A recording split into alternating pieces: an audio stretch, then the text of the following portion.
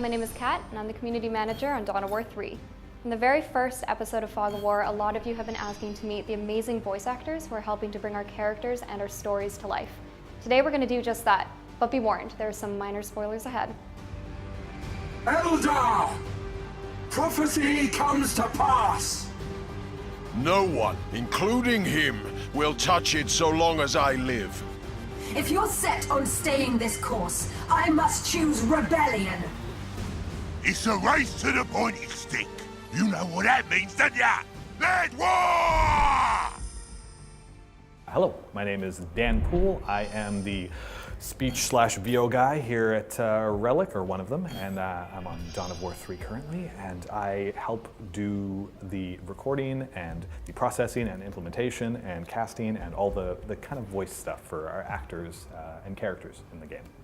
Out of nowhere, you drop out of the sky like an awesome comet. It's really satisfying because when you find the right actor, it sings. And as you wind up your cannons to decimate, you're just, you're screaming She out your goes, loud. unhand him, and then she just goes. Like you have a character and you hear someone and you're like, that's the embodiment of it. And that happened many times in this game, so we're really happy with what we got.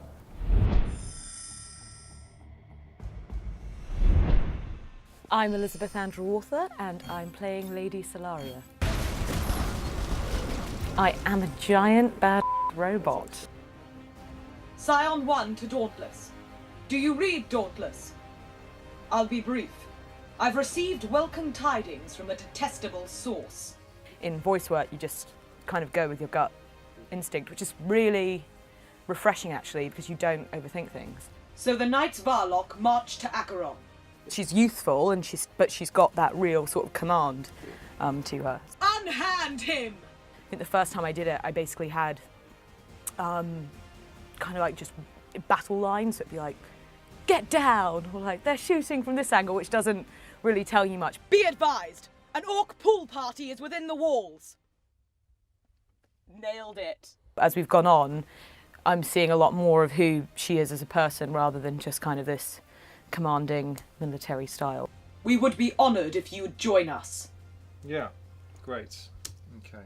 Hi, I'm Elliot Cowan. I'm playing Kaya in Dawn of War 3. I am needed to lead our search for the Vault Passage. If you can't deal with mere orcs, I'll send another on whom I know I can depend.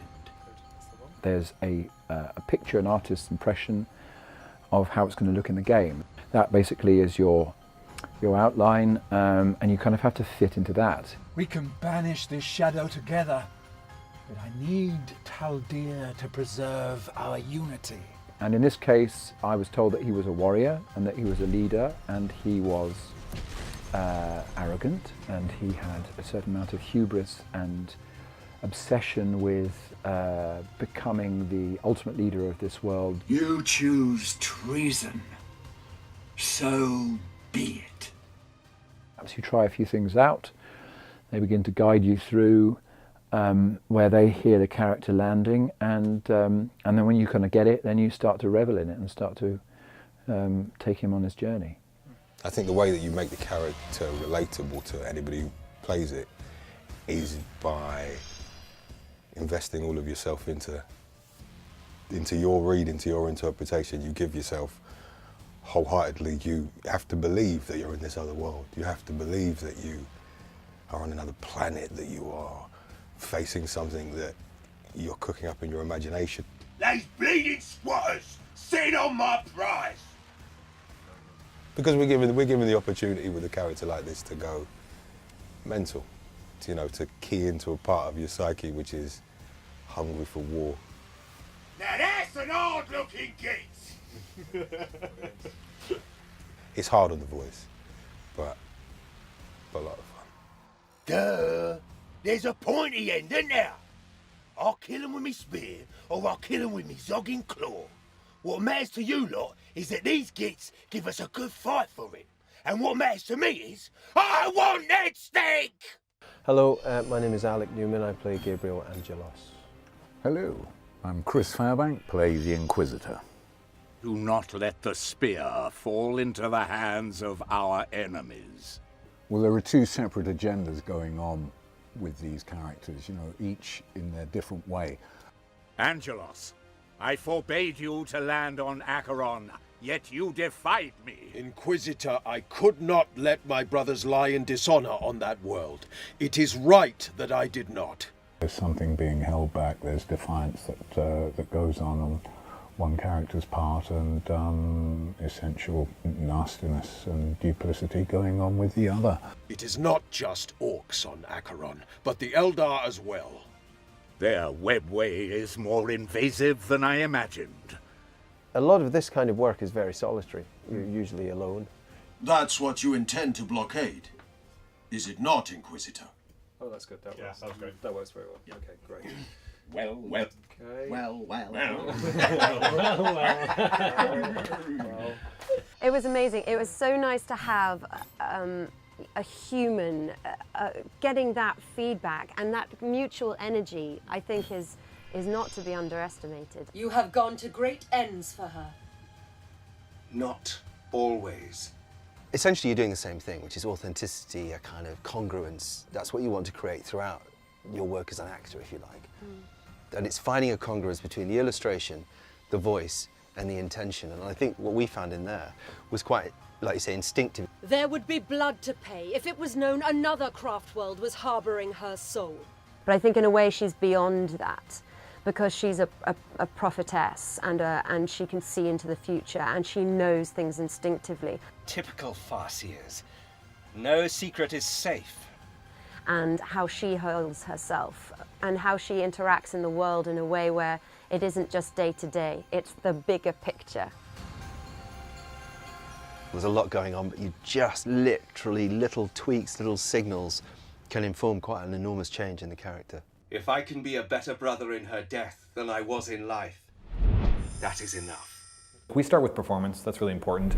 We are also really careful. Our voice director, Justin, he is familiar with the 40K universe. He's worked in this universe before on other games, and he kind of understands the tone of an Eldar, like the ha of a Space Marine, or like the wackiness of an orc. And so locking into those, like, you know, becoming those specific archetypes, and then specifically what type of orc they are or what type of Eldar they are, that is initially what takes a while, because you want to make sure it's true to the IP and to what we're looking for specifically. And once you have that in, then it's fun. The Warhammer universe has British origins. To be able to cast from authentic, like, Cockney voices is really helpful, especially because the actors are familiar with, like, the subtleties and the different kind of regionalities of that kind of stuff. You know, an intense British Space Marine is the most, it just gives you that power. It's a kind of a cool, it just feels Warhammery, it feels right. It's a big, crazy universe with giant machines and magic and, you know, like lasers and all the great stuff so the voices are pretty heavily processed. There's a pretty unique sound to the Eldar. They have this glassy quality, like their voices are reflecting off this kind of power. Fiery skies shall light the way. And they have this undercurrent of, like, this synthy electronic energy in their voices. And blood shall spill over the wandering world. Process each voice carefully to give it that quality, and there's giant robots, and we make sure they sound like they're blasting into big loudspeakers over the battlefield, and you know, the orcs get pitched down to make them sound mean and kind of crazy. Almost every voice in the game goes through a lot of alteration.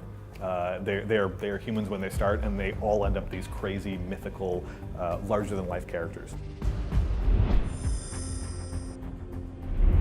A lot of the time, stories are told from the ground. You are either in the character's perspective, you are down there, and we tell all our stories from kind of a stylized way. We were up above the character, and so when recording and doing our voices, we have to imagine what the full picture is going to look like. It's not just going to be one person in a room talking to another person. It's going to be one person screaming over 800 orcs cheering down a hill. It's, you know, it's complicated, but it's kind of when it all works together nicely. That's when you know you did it right. Thanks for tuning in to the latest episode of Fog of War. As always, be sure to comment below and let us know what you'd like to see in the next episode. And until then, be sure to connect with us on social media. See you next time.